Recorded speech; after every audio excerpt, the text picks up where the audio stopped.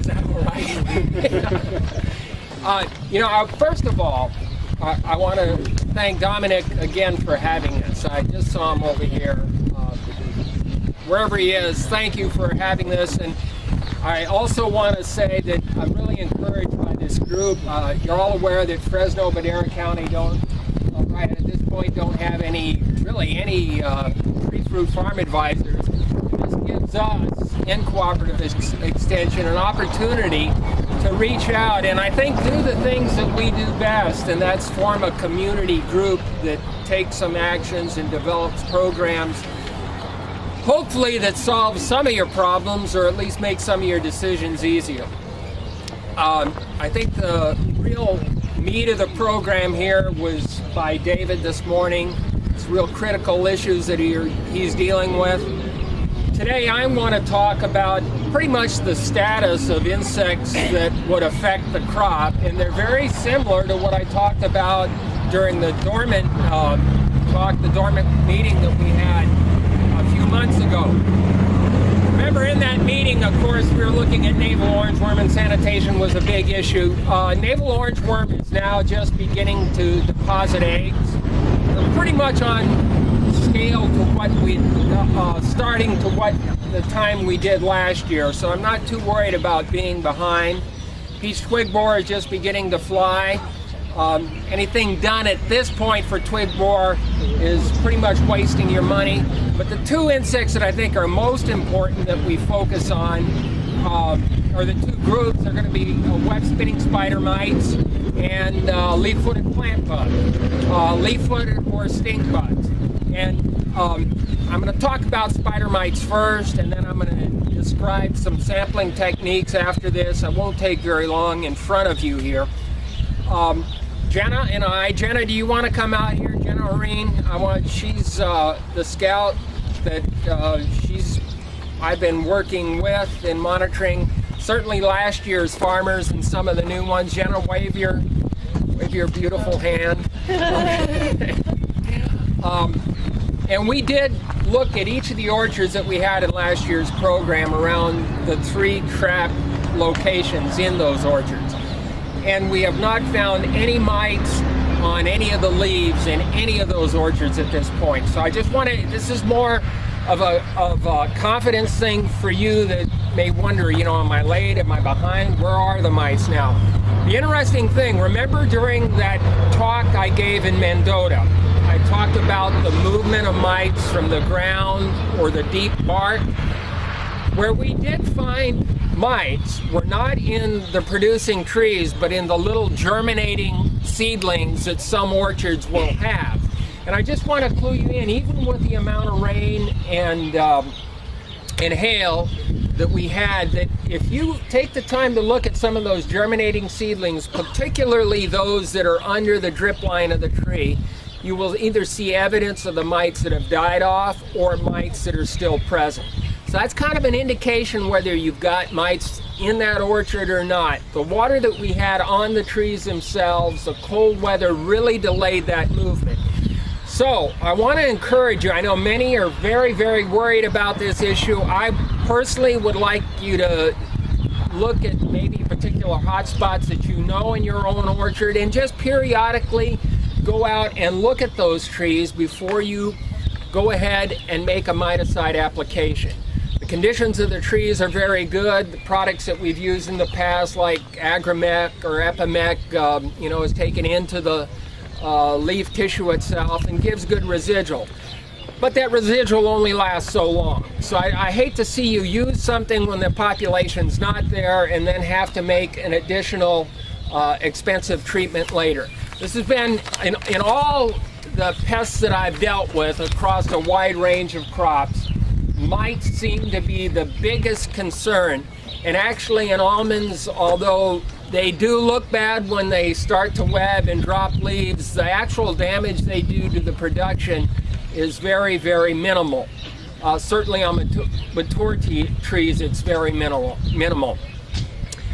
Remember, there's a lot of pest control advisors here. I want you to talk to Jenna and myself and Luis because you're an important cog in this. You're an extremely important cog. We don't want to get at cross purposes on what we're monitoring and what you're recommending. So I think it's really important that we talk and discuss and at least be on a communication basis a couple of times a month with what's going on. So if you haven't done this already, I'd like to get the grower you're working with that's in the program and maybe an email so that we can communicate with you. But the real point here, the beautiful point of these is to give those of you that are farmers confidence in what you're doing. You know, each of you here has a certain talent. Some of it's with mechanics, and you're just confident in working with that. I know how it feels when I start working on a truck or something. I'm all pumped. I don't know what I'm doing. I want you to get to that point where if you've got a talent in mechanics, you feel confident in what you're doing, that you can at least get there in terms of what you're recognizing as pests in the field and when they develop. This is really, really important. So I want you to learn to recognize what you see. Many of you are at that point, some of you aren't. We'll show where the mites are at this time of year. They're only about in the bottom third of the tree, particularly in an orchard like this. Relatively young, not tall in stature orchard. You're going to see those low until we get to about the middle of May, and then those mites will distribute. The first point of egg laying is in the lower section of that tree. That's where the eggs are deposited. Remember, only the female mites overwinter. They lay eggs, and then you have males and females that develop in them. The beauty of these spring treatments with miticides is you've got a relatively wider window with a single stage or a young stage of mites. So the efficacy of that treatment, and even if your coverage is bad, is pretty dang good. It's pretty good because they're in the lower part of the canopy, and certainly that speaks to why you want to do that. But the cost, with the exception of Agrimep and Epimec, I think are relatively our highest cost pesticides. So take that in consideration. Even if you leave a row or two out to gain some confidence in this, in other words, you say, I just don't feel that I'm at a point that I can go without a miticide treatment in May. I just don't feel I can do that. Leave a small few trees off and see what happens in those. Remember, mites don't have wings. They do blow in the wind a little bit, but that small foci, if a problem develops, you can come in with relatively higher rates of other materials and knock it back. But you will gain a lot of confidence in just how far you can go and whether or not you need a miticide. So, I'm debating here to open it for any questions you might have or go on to leaf-footed and stink bugs. Any of you want to ask questions on these? Okay. Pete and I did go out in the orchard. This thing is clean as a whistle. It's clean as a whistle, but I want to actually show you where you're going to have the most likelihood of finding it. Certainly at the edge of the orchard, you all know that. That's going to be the trees that have it, but where in the tree you're most likely going to find the mites. And that's an important consideration. Okay, let's get to leaf-footed plant bug and stink bug. I've got an oak tree in my front yard, and underneath it are some roses. And I saw the first activity. I've been looking since about late February for leaf-footed plant bug. You recognize that the adults and the immatures do winter in aggregations. A lot of times those aggregations are in pomegranate orchards that haven't been managed in the past. Where I grew up, every Italian had a pomegranate. We always let them rot and crack. My grandfather's Italian, so on my mother's side, so that's why I'm not taking any ethnic shots here. Don't look at it like that. And I know Dominic is from Sicily, so I don't want to take any ethnic shots on this. And those are the sites where you're going to find those aggregations. There's some areas outside of Kerman that will find them in pump houses. But those are sites that we have seen a lot of leaf-footed bug. The point is that the first site of leaf-footed bug was April 1st. That's the first ones I saw, and I saw about a half a dozen in the front yard. Just got some photos and been watching it. So I guess what that tells me is now they're going to be active. This is what you want to be looking for. They are not an easy pest to see. I know any of you that are advisors here that work in these orchards recognize that you'll see the damage before you'll see the insect. Now you might hear it, it's like quail hunting. You walk through that orchard and all of a sudden you're going to hear that buzz take off and you wonder what it is. That's a good indication that you're going to be having leaf-footed plant bug. It's really easy to monitor. They like the sunny, open areas of the tree. Look for the initial feeding. Stink bug and leaf-footed bug both do this initial feeding in a similar manner. You know, they have a needle-like mouth part. They stick it into that soft tissue. The nut hasn't formed. It's still jelly, and it will ooze sap. But it oozes. It's not like scab. It oozes it just like a little pigtail. Just a little curl that comes out, and you'll often see multiple pigtails on the same nut. So that's what you want to look for, and it's just so easy. What Jenna and I do when we go into the orchards at the locations we have our trap, we'll look at 4 or 5 trees around that area. And if you have your trap spaced far enough apart, you get a pretty good indication of what's going to happen. I would not suspect an area like this. You're pretty isolated to have that much of an issue. You might in some of the more densely cropped areas with trees, or areas along riparian locations with cottonwoods. Those are the things you're going to see. Don't worry if you don't see the insect. Look for the damage. Then if you see that, then you can come through with a pole and kind of wrap some of the limbs at that time, and you'll hear the insect take off. I have found so often just by watching things, and I live in Visalia within the city. If I watch things in my yard, it's really a good indicator of what activity is going to happen in a commercial orchard. I watch my neighbors' peach trees and things, you know, when they first get their strikes. These are real easy sites to begin to detect in a place that you always are. You don't have to go somewhere to get there. That's a really important. Be observant around your own home, but most importantly, get out into your orchard. Now, the question of materials comes in, and what to do if you do have a leaf-footed plant bug issue. Really, up until last year, and I only knew of the broad spectrum materials that were working well on that. Those were the pyrethroid type materials. But there is one neonicotinoid that has looked very good, and that's Belay. Renee, is that, you saw that last year? I don't know if anybody else has tried that and had luck. Mark, have you? Good to watch your mic. Okay, that's a good point. I'm glad she already said this is much the same in terms of triggering mite problems. Although it's not a pyrethroid, it's a newer neonicotinoid.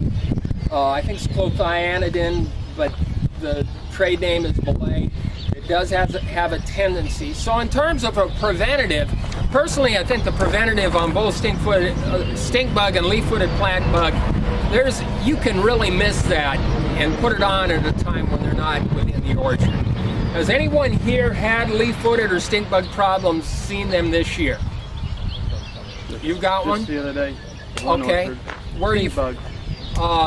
Green ones? Russell, yeah, like Russell 95. Okay. We probably need to talk to you because I want to do some sampling in that location. Is it near the apricot tree? Yeah, just a little north. Okay. A couple miles north. Okay. We've got a few of our farmers in that area, so and you're one of the PCAs, huh? We're treating right now. Well, okay, I mean if you're seeing them, that's an important thing. Yeah. And this one species, I know I'm kind of wandering around, forgive me here, but this one species that we have been seeing, it's called the green soldier bug, does winter within the orchard. It's the only one that does. And that one has, because of that, where we've had a history of stink bug problems, we still encourage an insecticide with the dormant to go in those orchards. Most orchards are backing off some of the broad spectrum insecticides in the dormant. good to know, though, that you're seeing activity in the orchard in at least one site. Did you have any trouble finding the damage? There's 740 acres. You had a lot of trouble. One spot. Spot? So far it's been clean. Okay. One orchard, one spot. Okay. But I mean, the damage is right out. You see it on the nuts. Uh-huh. Yeah. Yeah. So if any of you are curious about that, what's your name? Mark. Mark, I'm Walt. Talk to Mark here about how he's finding it and what he's seeing. Well, just a question on that delay. Yes. Sauna, that will really clear your mites. It's a strong chemical. Right. But the belay, and I'm not a salesman, I'm not selling it, but we used it and we didn't have any mite problems. And the reason why is because we went low label. The higher a rate that you go with the belay, the more of your predators that can be taken out. But if you just go with the low label, then it doesn't take your predators out. Renee brings up a good point. I still would be careful, though, with a belay, even at that point. But this brings me into this May timing, and May, we use this May timing in terms of both an early spray for navel orange worm and peach twig borer.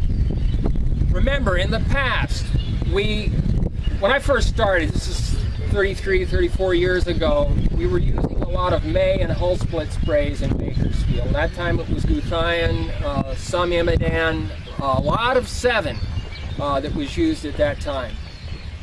We had tremendous mite problems. We were using 2 to 3 applications of Omite at greater than 10 pounds per acre to manage those mites. Because of that treatment with those broad spectrum sprays, in May, it triggered our mite problems early. Right now we've got materials, and that has, and some of those were tested against navel orange worm. This sheet that was handed out, this is a trial Brent Holtz and I did last year on navel orange worm, and I'll get into this a little. If you're looking at managing, and by and large most of the hard shell guys don't have to do this.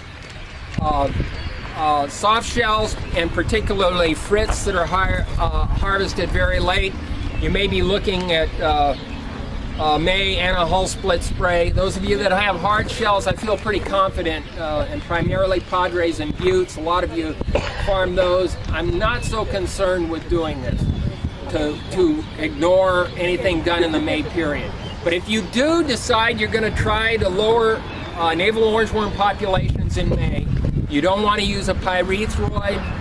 I would try to stay away. If delay has not been tested on navel orange worm, most of the neonicotinoids are not particularly good on moth pests or the worm stage of moth pests.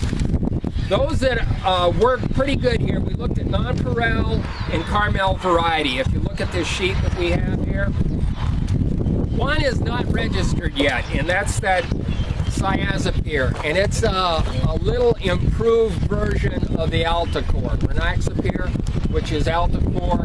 The Cyazapyr is still made by DuPont. It's a little bit more refined chemistry, works in the same manner. You can see on nonpareil we had a pretty good untreated infestation, 3.3%, and the low levels that we had, particularly in the first 4 or 5 of the trials on nonpareils.